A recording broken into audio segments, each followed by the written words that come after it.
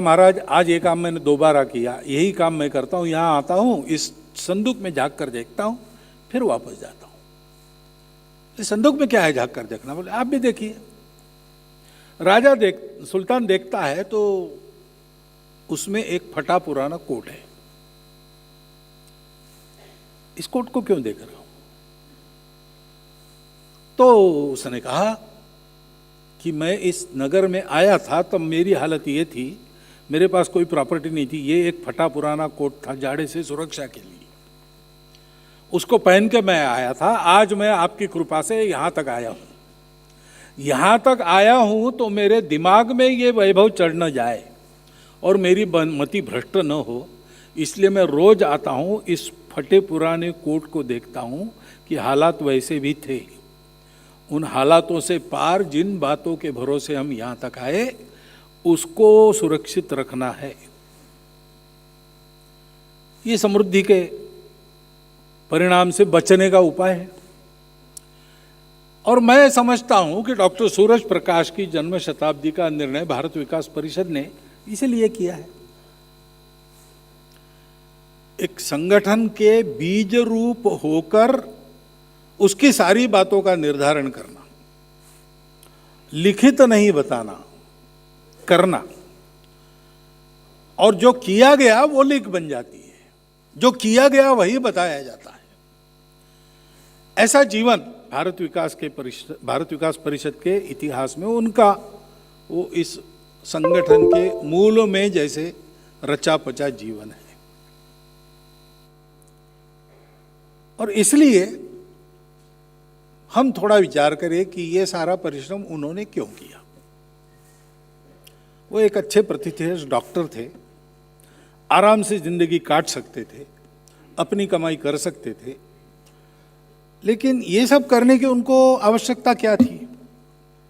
तो पहली तो बात है कि उन्होंने अपनी प्रसिद्धि के लिए किया नहीं। मुझे पता नहीं, दिल्ली में भी अब तो उनकी समकालीन पीढ़ी तो बहुत कम रह गई होगी, बचपन में उनको देखा ऐसे लोग भी अभी कम होंगे। तो ये जन्म शताब्दी वर्ष मनाने के पहले कितने लोग दिल्ली के उनका नाम जानते होंगे? मैं नहीं जानता, बहुत कम होंगे, ऐसा मेरा अनुमान है। तो कोई प्रसिद्धि का वगैरह मामला नहीं था, अहंकार की तृप्ति नहीं थी, कुछ भी नहीं था। और सारा काम जीवन भर किया है तो घर का खाकर समाज का काम किया है। तो ये क्यों किया होगा? तो उसका एक ही कारण है, अपनापन। सेवा सेवा हम करें जब से, तो सेवा क्यों होती है? जो अपनेपन के कारण होती है वह सच्ची सेवा है। लगता है कि सेवा करनी चाहिए, जो दुख में है वो भी मेरा है, वो मेरा ही है, वो दुख में और मैं सुख में कैसे रहूं? कहीं कोई अभाव है तो मेरे जीवन में भी अभाव है, वो अभाव कहीं और है ऐसा नहीं, वो मेरे जीवन में ही वही अभाव है। उसको पूरा किए बिना मेरा जीवन पूर्ण नहीं होगा। यह संवेदना जो मनुष्य की मनुष्यता का परिचायक है, वो फूट पड़ती है। हृदय की व्यथा जो उत्पन्न होती है दूसरों का दुख देखकर, वही सेवा भाव बनकर फूट निकलती है, कृति में परिवर्तित होती है। ऐसी एक स्वाभाविक सेवा उनके हाथ से जीवन भर हुई। बिल्कुल देश विभाजन की परिस्थिति में गुंडों की दंगों से उस त्रासदी में पीड़ित लोगों को सुरक्षित भारत लाना, उनकी सेवा करना, यहां से लेकर तो भारत विकास के प्रारंभ में नागरिक समिति बनाकर चीन के आक्रमण के प्रतिकार में जो जो नागरिकों ने करना आवश्यक था वो सब करने लगना, ये जो सारा सहज संवेदना का प्रगटीकरण हुआ वो हमको करना है। क्योंकि भारत विकास परिषद समाज के प्रबुद्ध और समृद्ध व्यक्तियों का समूह है, संगठन है। प्रबुद्ध है इसलिए समझते हैं, ये बुद्धि नहीं, ऐसा हो ही नहीं सकता, वो प्रबुद्ध जन है, वो इन सब बातों को जानते हैं। मेरे भाषण के पहले हजारों बार आपने ये बातें पढ़ी सुनी होगी और आपने स्वयं हजारों बार बताई भी होंगी। घर में छोटे बच्चों को भी इन बातों को हम बताते हैं, हम जानते नहीं है ऐसा है, ऐसा नहीं है। लेकिन बुद्धि से जो जानते हैं, मन से जो स्वीकार करते हैं, उसको कृति में लाने के लिए आदत करनी पड़ती है।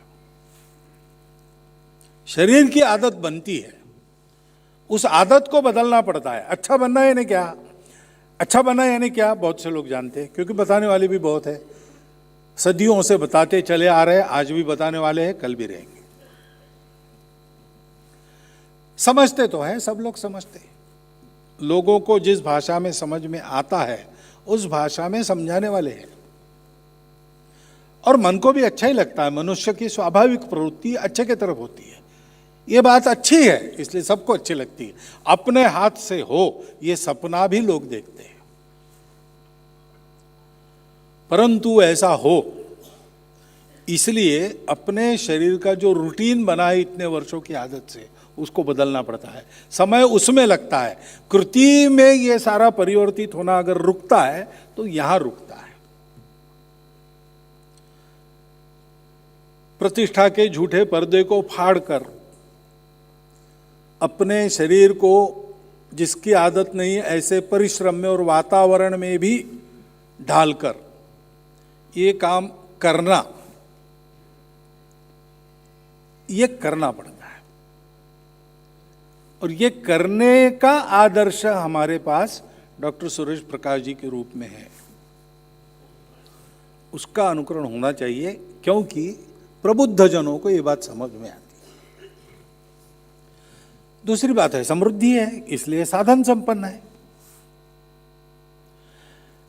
साधन, आर्थिक संपन्नता यूं ही नहीं आई, उसके लिए परिश्रम किया है, संघर्षमय जीवन का अनुभव लिया है, तो कई बातों के उपाय भी हमको मालूम है। सामान्य आदमी सोच नहीं सकता, ऐसी बातें सोचकर हम ठीक कर सकते हैं, सामर्थ्य भी है।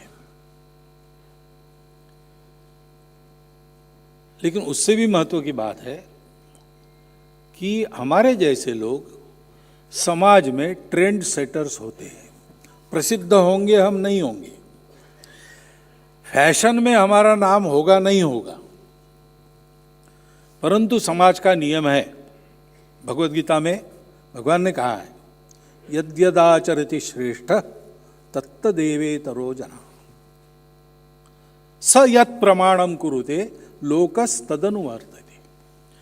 जो बड़े लोग हैं, श्रेष्ठ लोग हैं, वो जैसा आचरण करते हैं वैसा बाकी सारे लोग करते हैं। वो जो प्रमाण बना देता है, स्टैंडर्ड बना देता है, वैसे उसका अनुकरण बाकी लोग करते हैं, उसके अनुसार लोग चलते हैं।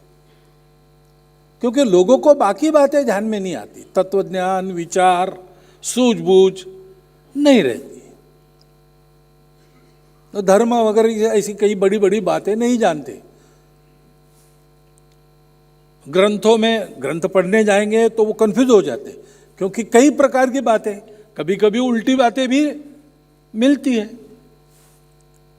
अनेक लोग हैं, अनेक महान लोग हैं, अनेक लोगों ने लिखा है, अनेक लोगों ने बोला है, किस परिस्थिति में किसको, इसमें कुछ भेद हो जाता है बताने में। उपदेश एक ही रहता है, लेकिन सुनाई अलग अलग देता है, कभी कभी विरोध भी सुनाई देता है। और इसलिए सामान्य मनुष्य क्या कहता है, महाजनो ये न गतः स पंथा, बड़े लोग जैसे चलेंगे वैसे हम भी चलेंगे। तो अपने देश के लोगों की लीक बनाने का काम हम चाहे न चाहे हम कर रहे हैं। और इसलिए स्वर्गीय डॉक्टर सुरेश प्रकाश जी ने सोचा उस समय कि अपने समाज के प्रबुद्ध संपन्न वर्ग को एक दिशा मिलने की आवश्यकता है। उन्होंने उस समय क्या परिस्थिति देखी, ऐसा क्यों सोचा, ये मुझे मालूम नहीं। मैं उस समय बहुत छोटा था, इन बातों को नहीं समझता था, लेकिन उन्होंने ऐसा सोचा, कुछ देखा होगा, ऐसे सोचा और उन्होंने ये संगठन शुरू किया। अब दिखने में तो इसका स्वरूप कोई नया स्वरूप नहीं है, अलग अनोखा स्वरूप नहीं है। बाहर से दिखने पर लगता है कि जैसे रोटरी क्लब है, अलायंस क्लब है, हमारा एक भारत विकास परिषद है। लेकिन डॉक्टर सूरज प्रकाश जी ने कैटेगोरिकली कहा है कि हम वो है वैसे, हम और एक ऐसा नहीं है, क्योंकि हमको केवल सेवा करनी नहीं है, हमको लीक बनानी है। इसलिए बाहर जो करना है, लोगों के बारे में जो करना है वो तो करना है ही, लेकिन हमको कुछ होना है। अभी भारत विकास परिषद में चर्चा चलती है,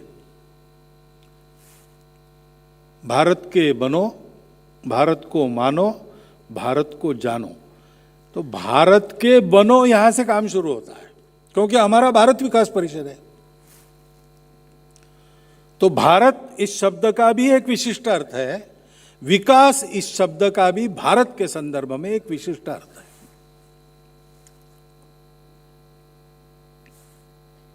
विकास की कल्पना है भारत की एक।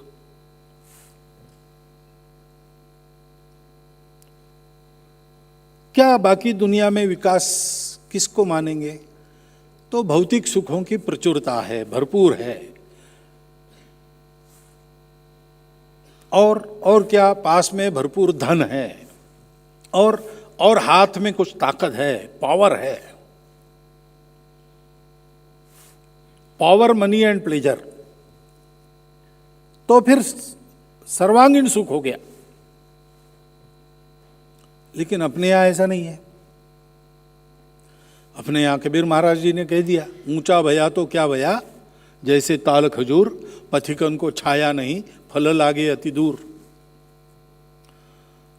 इसका मतलब मेरे या मेरे अकेले परिवार के विकास में सच्ची विकास नहीं है,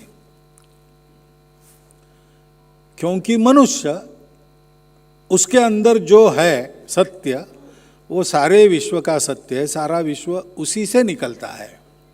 तो मनुष्य का ये कर्तव्य है, उसको विचार दिया है, उसको समझदारी दी है।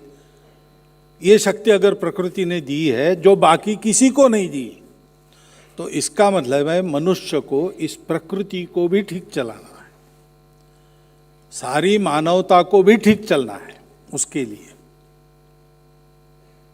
तो यह उसका दायित्व बनता है। बैल पर कोई दायित्व नहीं है सृष्टि का, वो प्रकृति ने जैसा रखा वैसे काम करता है। शेर पर कोई दायित्व नहीं है, बकरी पर कोई दायित्व नहीं है। उनको जैसे प्रकृति ने निर्माण किया वैसे वो जन्म लेते हैं, और पता नहीं रहता उनको क्यों आए इस दुनिया में, कैसे आए, मर जाते हैं। तो ये भी पता नहीं उनको कब मरेंगे, कैसे मरेंगे। मरना है तो मरना है, जीना है तो जीना है। जन्म और मरण के बीच में प्रकृति भूख देती है, खाना काम है। प्रकृति प्रजा परिपोषण का एक प्रेरणा देती है, संख्या बढ़ाना है। आहार निद्रा भय मैथुनम च सामान्य में तत् पशुभिर नराणाम। मनुष्य भी बायोलॉजिकली एक एनिमल है, उसको भी यह सारा प्रकृति ने दिया है। लेकिन मनुष्य को विचार दिया है, बुद्धि दी, समझदारी दी, संवेदना दी। तो उसका काम है कि उसका उपयोग करके इस पशु के स्तर के जीवन से वो ऊपर उठे। कितना ऊपर उठे? इतना आगे जिसका कोई छोर नहीं, जहां पूर्णता ही मर्यादा हो, सीमाओं की डोर नहीं। इतना आगे उसको बढ़ना है, बढ़ते रहना है। पशु से मानव, मानव से अति मानव, अति मानव से देवत्व, ऐसे आगे चलते रहना है। विकास का कोई अंत नहीं है, विकास अकेले का भी नहीं है, और विकास केवल भौतिक जगत का नहीं है।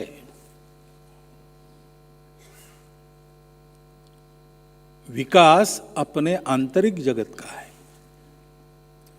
तो पढ़ना लिखना, कमाना, ओहदा पाना, ये ठीक है, ये नकारा नहीं है, क्योंकि शरीर मन बुद्धि है तो उसके लिए जो आवश्यक है वो ठीक है, परंतु केवल उतना नहीं है।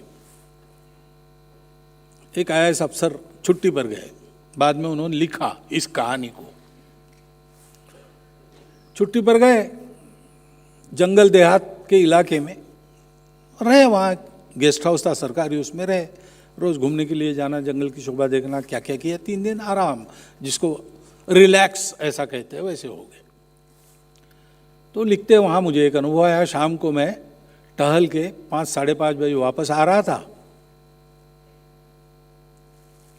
एक पेड़ पे मैंने घोंसला देखा। वो एक बया नाम की चिड़िया रहती है, बड़ा सुंदर शंक्वाकृति घोंसला बनाती है और डोरवे भी रहता है उसको, तो दिखने में भी सुंदर रहता है। लोग अपने घरों में रखते हैं उसको।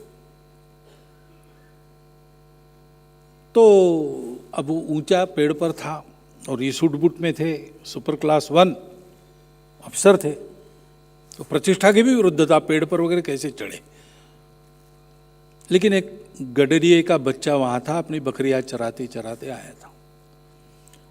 तो उसने कहा वो देख रहे हो क्या है? तो बोले हाँ बया का घोंसला है। तो लो निकाल के दो। उसने कहा नहीं देता। मैंने कहा अरे मैं भैया 1 रुपया दूंगा तुमको, निकाल के दो। तो बोले नहीं रुपया नहीं चाहिए। तो इन्होंने दाम बढ़ाया, 10 रुपये तक गए, लेकिन वो तैयार ही नहीं।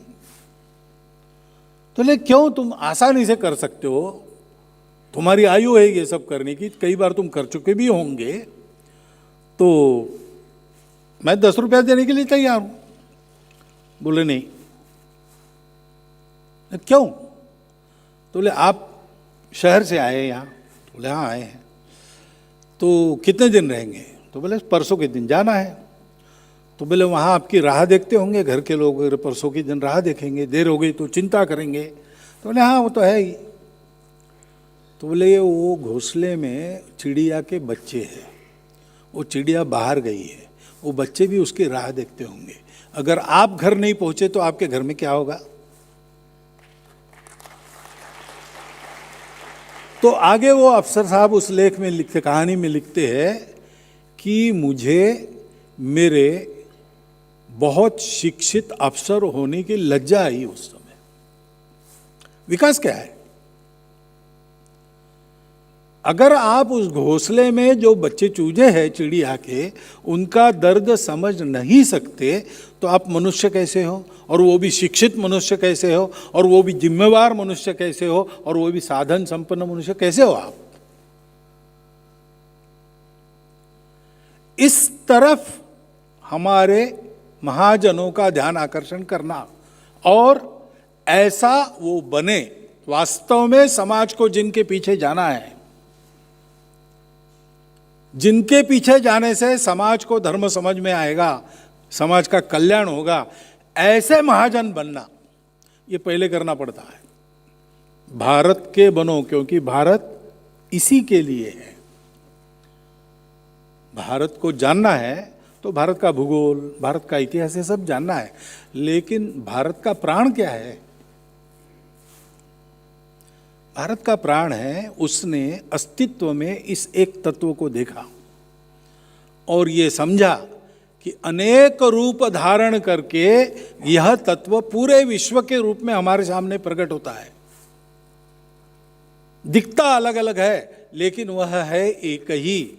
और इसलिए मनुष्य का विकास यानी इस विश्व के साथ एकात्म तादात्म हो जाए। वो मनुष्य, अपने यहां देखो, हमारे 8वीं पीढ़ी के पूर्वज कौन थे, ऐसा अगर मैं पूछूं तो बहुत कम लोग होंगे यहां मेरे सहित जो उसका उत्तर दे सकेंगे। जरूरत नहीं है, भूल जाते हैं, मालूम भी नहीं रहता है। स्वामी विवेकानंद सब लोग जानते हैं। आपके रिश्तेदार थे क्या? नहीं जानते, रिश्तेदार नहीं थे। अच्छा, आपके गांव में आए होंगे कभी आपकी भेंट? अरे नहीं भाई, उनके मरने के बाद मैं जन्मा और हमारे गांव में वो कभी आए ही नहीं। अच्छा, तो क्या सांसद थे क्या? मंत्री? नहीं। वे भी विधायक रहे होंगे? नहीं, विधायक को करने। झड़पी में नहीं, ग्राम पंचायत में भी नहीं, वार्ड के भी नहीं। अच्छा, पैसा? अरे पैसा कहाँ, उनकी बूढ़ी माता जी थी, उसका योगक्षेम खेतड़ी के महाराजा मनी ऑर्डर भेजते थे तब चलता था। कोई एक ढेला नहीं कमाया, कहीं कोई प्रभाव नहीं, प्रभुता नहीं पाई, न रिश्ते के है न नाते के, न कभी देखा न कभी आए अपने इधर। हम क्यों जानते हैं उनको? हम इसलिए जानते हैं कि वो अपने लिए नहीं जिए, वो जिए ऐसे जिए स्वयं, सारी मानवता के सामने एक उदाहरण बन गए। और ऐसा बनने के बाद भी उसका भी उपयोग उन्होंने अपने लिए नहीं किया। कामये दुख तप्तानाम प्राणिनाम आरती नाशनम, राजा रंतिदेव कहते। मुझे राज्य नहीं चाहिए, न तू अहम कामये राज्यम, न स्वर्गम, न अपुनर्भव, मोक्ष भी नहीं चाहिए। क्या एकमात्र इच्छा है? दुख तप्तानाम प्राणिनाम आरती नाशनम। यह भारत है। स्वामी जी कहते थे, इस भारत को क्या करना है? हे भारत, तुम्हारा जन्म इस विश्व में प्रभुता संपन्न होकर उपभोग करना, विश्व पर राज्य करना नहीं है। तुम काली माता के बलिवेदी पर खंबे से बांधे हुए पशु हो। तुमको बलि जाना है मानवता के लिए, अपने लिए तुमको नहीं जीना है, दुनिया के लिए जीना है। ये भारत है। वो भारत के साथ हमको एकात्म होना है, तदात्म होना है, हमको भारत बनना है और उस भारत की नजर से विकास करना है। शरीर मन बुद्धि का विकास तो है ही, लेकिन उसके साथ साथ इस आत्मा का यानी आत्मीयता का विकास, अपनेपन के आधार पर सारी बातें चले। आज कैसे चलती है? आज के दुनिया के चलने के पीछे किस डायनामिक का, किस मैकेनिज्म का प्रयोग होता है? तो भाई, दुनिया में लोग बहुत है, चाहिए बहुत, चाह बहुत है, साधन मर्यादित है। Ends are endless, means are limited, पहली बात है। और इसलिए there is a struggle for existence. और स्ट्रगल है तो फिर सर्वाइवल ऑफ द फिटेस्ट। तो जितनी आयु मिली है, क्योंकि शरीर मन बुद्धि ही है और कुछ है नहीं, तो उसको तृप्त करने वाले सारे उपभोग जितने ज़्यादा तुम प्राप्त कर सकते हो और जितने ज़्यादा दिन अपने आप को उपभोग करने में समर्थ रख सकते हो, उतना करो। वही जीवन का सब कुछ है। बाद में क्या है पता नहीं। इस डायनेमिक्स पर दुनिया चलती है। इस डायनेमिक्स को बदलने का काम भारत का है। इस डायनेमिक्स को बदलने का काम भारतवासियों का है। संपूर्ण दुनिया को इन सबको जोड़ने वाला तत्व देना है। संपूर्ण दुनिया के अर्थ कामों को नियंत्रित करने वाला, उसके उद्यम को संतुलित करने वाला धर्म देना है। तब सारी दुनिया सुखी होगी। तब दुनिया विकास और पर्यावरण में कलह, विज्ञान और अध्यात्म में कलह, राजा और प्रजा में कलह, समाज और व्यक्ति में कलह। क्योंकि स्ट्रगल, संघर्ष से ही दुनिया आगे जाती। सब लोग झगड़ा करो, झगड़े में जो दुर्बल है वो मर जाएंगे, फिर जो सबल है वो राज करेंगे। करते करते अंत में एक रहेगा, वो अकेलेपन में बोर होकर मर जाएगा खुदकुशी करके। और क्या होगा? इसमें कोई भविष्य नहीं है। इसमें ऐसी भयंकर अनिश्चितता है जो हृदय को भयभीत कर देती है। भारत आश्वस्त करता है ऐसा नहीं है, इसके परे है जो कुछ है वो। ये दिखता है, इसमें से जाना है। इसको डी रिकॉग्नाइज मत करो, इसका भी रिकॉग्निशन करो, इसमें भी उद्यम करो, लेकिन ये ध्यान में रखकर करो कि वास्तविकता इसके परे है। वो इन सब टूटे हुए धागों को जोड़ के रखती है, इसलिए दुनिया चल रही है। उसको ध्यान में रखकर जीवन जियो तो अविद्या और विद्या दोनों को प्राप्त करो। अविद्या से मृत्यु पर विजय और विद्या से अमरता प्राप्त करो। अविद्यया मृत्युम तीर्थवा विद्ययामृतम अश्नुते। इस जीवन को जी के उसी जीवन की राह पर सबको चलाना है। भारत विकास परिषद का निर्माण डॉक्टर सूरज प्रकाश जी ने स्वयं ऐसा जीवन जीकर उसके अनुभव के आधार पर किया। स्वयं ऐसे लोगों को जोड़कर उनमें ये बोध जगाकर उनको कार्य प्रवृत्त किया।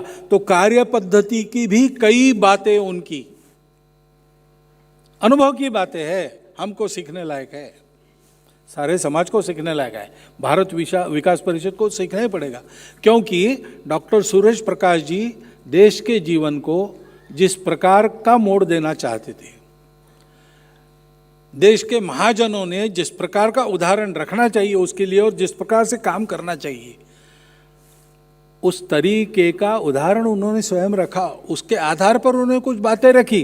तो लोग, अब डॉक्टर सूरज प्रकाश जी को हम नहीं देख सकेंगे, लेकिन भारत विकास परिषद को सब लोग देख रहे हैं। उनमें उस विचार का, उस व्यवहार का, उस कार्य पद्धति का प्रतिबिंब लोग देखना चाहेंगे और वो दिखाना भारत विकास परिषद का काम है। क्योंकि देश को आगे बढ़ना है। क्यों आगे बढ़ना है? क्या जरूर क्या है ये सब करने की, देश का वगैरह वगैरह? तो देश का भाई प्रयोजन है। भारत किस प्रयोजन से इस दुनिया में है? यूनान, मिस्र, रोमा सब मिट गए, जहां से कुछ बात है कि हस्ती मिटती नहीं हमारी। ये क्यों हुआ? बाकी तो सब मिट गए। देखते देखते आक्रमणों की आंधी में 77 साल में स्पेन से साइबेरिया एक रंग में रंग गया। अभी भी उस आक्रमण के प्रभाव वहां मिलते हैं। कुछ देर तो सदा के लिए बदल गए। मिस्र का इजिप्ट बन गया, पर्शिया का ईरान बन गया। अभी वापस जाने की राह बंद है उनके लिए, वो अपने मूल तक नहीं जा सकते।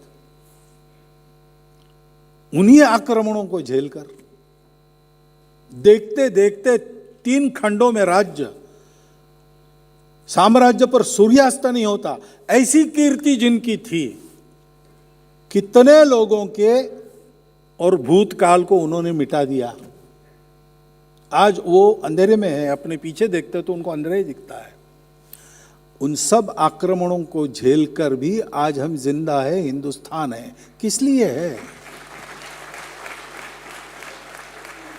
हमको ये दायित्व है दुनिया के जीवन में, समय समय पर दुनिया को आवश्यकता रहेगी इस संतुलन को वापस लाने की।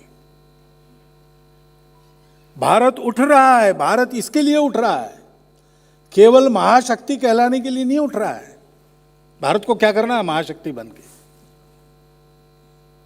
आज जो महाशक्ति बन गए उन्होंने क्या किया? दुनिया पर डंडा चलाने के अतिरिक्त और बड़ी बड़ी सुनहली घोषणा के पीछे अपने स्वार्थ साधने के अतिरिक्त क्या किया? हमको नहीं बनना है वैसा, हम विश्वगुरु बनेंगे। सब बातों में हमारा विक्रम रहेगा। आर्थिक बल देखो, सामरिक बल देखो, देश की मजबूती देखो, देश का प्रकृति पर्यावरण को देखो, सब बातों में दुनिया में हम नंबर 1 रहेंगे।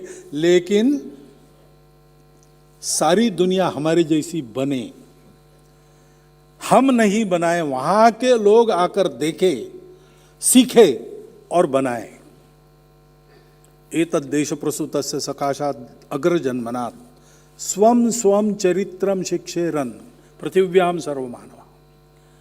सारी पृथ्वी से मानव आकर यहां अपने अपने चरित्र की शिक्षा लेकर जाएगा और अपनी प्रकृति के अनुसार, अपनी पूजा के अनुसार, अपनी भाषा के अनुसार, अपने भूगोल इतिहास के अनुसार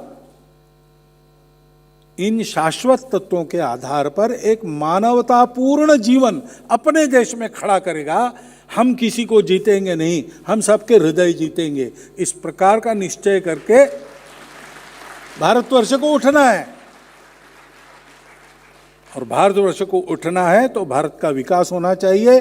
भारत का विकास जिस परिषद को करना है उसको उस विकास का उदाहरण बनना चाहिए। इसलिए इस संगठन का काम चल रहा है, ये और गति से बढ़े और बढ़ते बढ़ते शीघ्र ही अपना गंतव्य प्राप्त कर ले।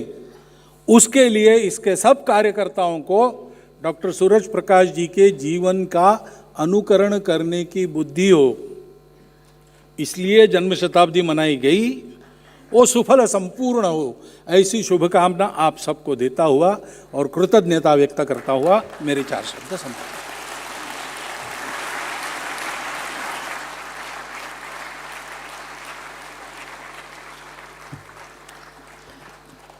परम पूजनीय